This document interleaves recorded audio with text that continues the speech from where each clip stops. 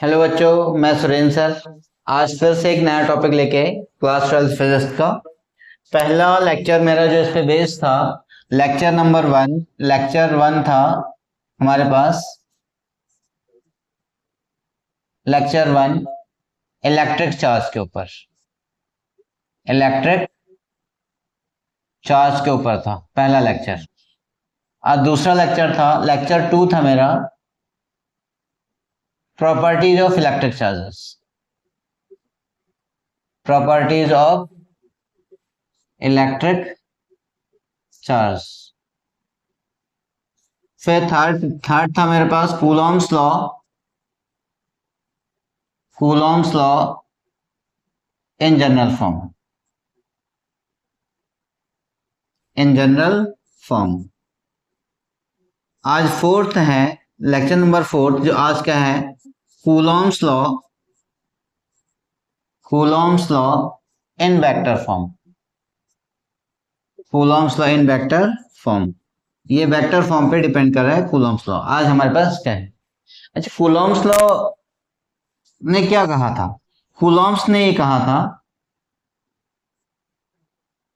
The two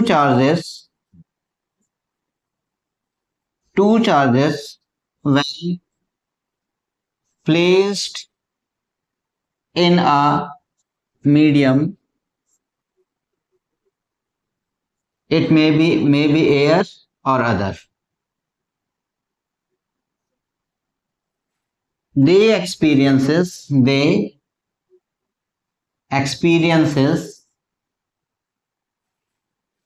a force of a repulsion and repulsion or attraction, based on repulsion of attraction, which is अब इसने क्या कहा था कि F is directly proportional to Q1 Q2, which is first directly proportional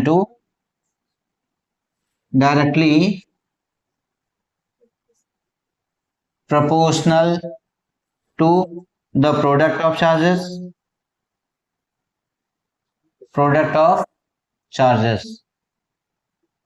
और second कहा था, second inversely proportional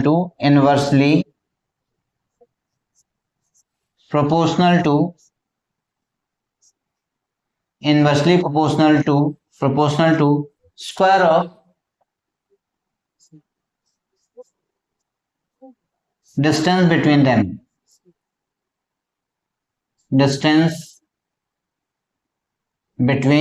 them, ये था उसका। मैग्नीट्यूड के बारे में तो जनरल फॉर्म में पता चल चुका है, लेकिन अब हमें वेक्टर, क्योंकि force is a vector quantity है, इसकी वजह से हमें क्या करना है, इसको प्रूव करना है वेक्टर फॉर्म में। अब एक कंडीशन ये हो गई कि यहां से यहां तक एक पोजीशन वेक्टर है, एक चार्ज यहाँ पर आपके पास Q1, इसकी पोजीशन है आपके पास डिस्टेंस ऑफ R1, और दूसरी की कंडीशन है यहाँ पे Q2 है R2 और इसकी डिस्टेंस है R2। पोजीशन वेक्टर ये किस फॉर्म में आ गए? पोजीशन वेक्टर के फॉर्म में आ गए, ये डिस्टेंस ये वाला। अब सपोज दैट क्वेश्चन यहां से है कि इस पे फोर्स लगाएगा, ये इस पे फोर्स लगाएगा इस डायरेक्शन में। Suppose that both are the positive charges, इसने इस डायरेक्शन में फोर्स लगा दिया, तो कितना हो गया? F12 is equals to force on charge one due to charge Q1 to charge Q2। इसका मतलब कि इस पे कितना फोर्स लग रहा है, इस Q1 पर कितना फोर्स लग रहा है इस Q2 की वजह से। अगर दोनों का चार्ज का नेचर सेम है तो दोनों कैसा हो गया? रिपल्सिव। ठीक है, तो इस फोर्स की डायरेक्शन इस साइड होगी, अब तभी हो गया and F12 equals to force on charge Q2 and due to charge Q1। ये हो गया। तो इस पे फोर्स की डायरेक्शन किधर हो गई, इसकी डायरेक्शन साइड हो गई। ओके, अब R12 वेक्टर हमने ये ले लिया, R12 वेक्टर, R1 और 2, तो दैट इज व्हाट, तो इसमें क्या होगा, R12 का मतलब हो गया position vector Q1, position vector of Q1 related to Q2, related to Q2, और ये हो गया R21 equals to position vector of Q2 related to Q1, related to Q1। अब इसमें कह रहा है कि 2-1 का मतलब हो गया फोर्स 2-1, अब इसमें कौन सा फोर्स लग रहा है, फोर्स 1 और 2, और ये हो गया फोर्स दैट इज द 2 और 1। तो 2-1 position vector of Q2 relative to Q1, मतलब इससे इस स्टेप में जाएगा, हमारा फाइनल चार्ज यहाँ पे है, तो हम कहाँ से गए, यहाँ से पहले यहाँ जाएंगे, फिर हम यहाँ पहुंचेंगे। तो इसलिए हमारे पास वेक्टर फॉर्मेशन में ये क्या हो गया कि इसकी डायरेक्शन किधर होगी, इस साइड में। तो नाउ ओके, अब इसमें से F12 equals to vector equals to 1/4 pi epsilon naught Q1 Q2 upon of R square, यहां तक तो कोई प्रॉब्लम नहीं थी, और इनटू R21 कैप, कितना हो गया, R21 कैप मतलब 2 से सॉरी 1 2 कैप सॉरी, ये हो गया R21 कैप मतलब 1 से लेकर के 2 तक जा रहा है इसमें, इसलिए इससे यूनिट वेक्टर के अलॉन्ग ये डायरेक्शन जनरेट होगी, तो that is known as R12 cap. अगर मैं इसको रिमूव करूं, इसमें से यहाँ पे मैं वेक्टर को साइन को रिमूव करूं, तो 1-2 इक्वल्स टू, ये कितना हो गया 1/4 pi epsilon not and Q1 Q2 upon of R square, इसका मतलब हो गया R12 vector upon of R, ये यूनिट वेक्टर की कंडीशन होती है। R12 वेक्टर मतलब R कैप, यूनिट वेक्टर क्या है कि आपका एक unit vector equals to vector of A upon of magnitude of A vector, ये आपके इसका मैग्नीट्यूड बना, ये किसका है, ये कंडीशन आपकी है यूनिट वेक्टर, मैंने वही कर रखा है, R1 वेक्टर अपॉन इसका मैग्नीट्यूड क्या बन गया R।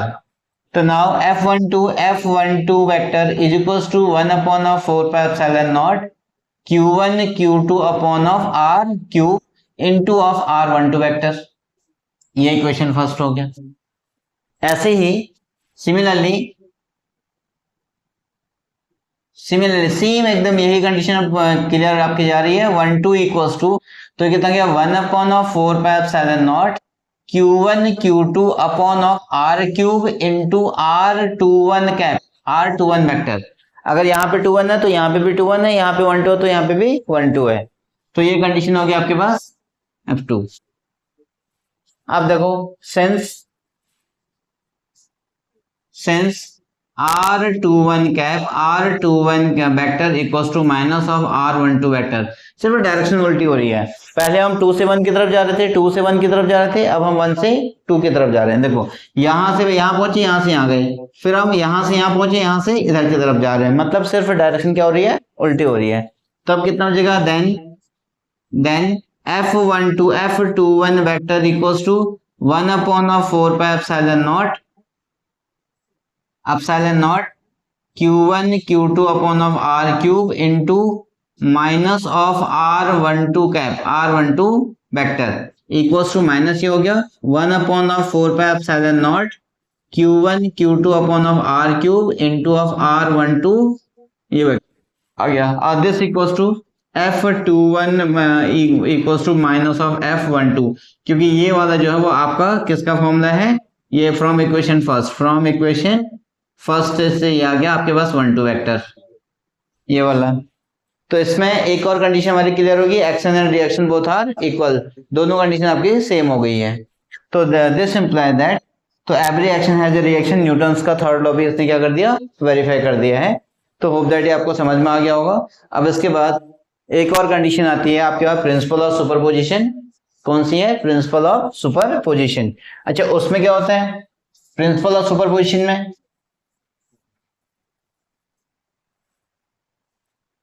Principal of superposition principle of super position.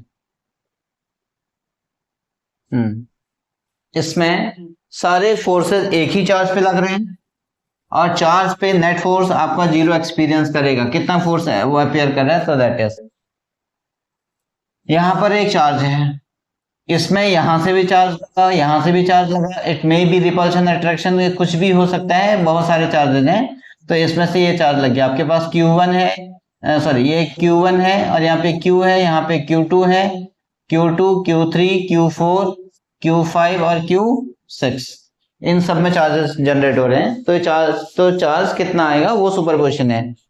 तो ये कह रहे हैं if a system of charges, if नहीं, for a system of charges, the force experienced by a charge, the force experienced by a charge is the, इसके बाद से man है, vector sum of individual charges. Vector sum ये सबसे main है आपके पास, ये मैं फिर से लिख दे रहा हूं उसको, वेक्टर सम। कौन सा सम है? Vector sum. मतलब उसमें साइन के साथ में लिखना कोई जरूरी नहीं है। आपको क्या होगा कि सबको, अगर या चार्ज के नेचर के ऊपर डिपेंड नहीं कर रहा है, डायरेक्शन के साथ में आपको लिखना पड़ेगा। The vector sum of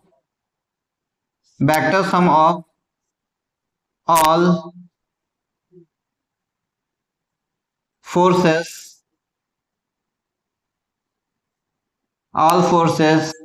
exerted by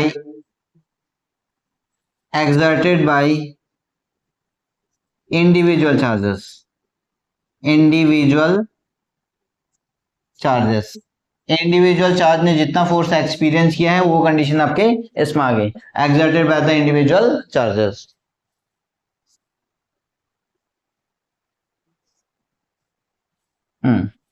तो दैट इज, अगर इसमें एक फोर्स F है तो ये बचेगा F1 plus of F2 plus of F3 plus of F4 plus of F5, F12, ये अगर मैं F1 की बात कर रहा हूं तो F12, F13 और F14, F15 और F16, ये हो गया आपके पास टोटल जो नेट फोर्स जो एक्सपीरियंस होगा उसकी कंडीशन क्या आ जाएगी, F1 equals to F12, F21 सारे 1 के साथ में।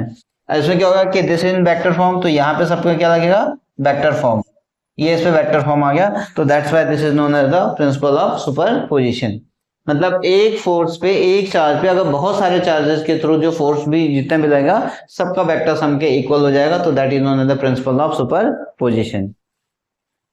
ठीक है, होप दैट ये आपको समझ में आया होगा। इसको नोट्स बना लेना, एनसीईआरटी बेस पे नोट्स बहुत अच्छे नोट्स हैं, और चैनल को लाइक सब्सक्राइब भी कर दीजिएगा और शेयर भी करिएगा ताकि आपको कोई भी जो भी नोटिफिकेशन मिलता रहेगा। और इसमें कोई भी डाउट्स होता है आप कमेंट सेक्शन में डाल दीजिएगा, तो उसको मैं नेक्स्ट वीडियोस में आपको क्लियर कर दूंगा।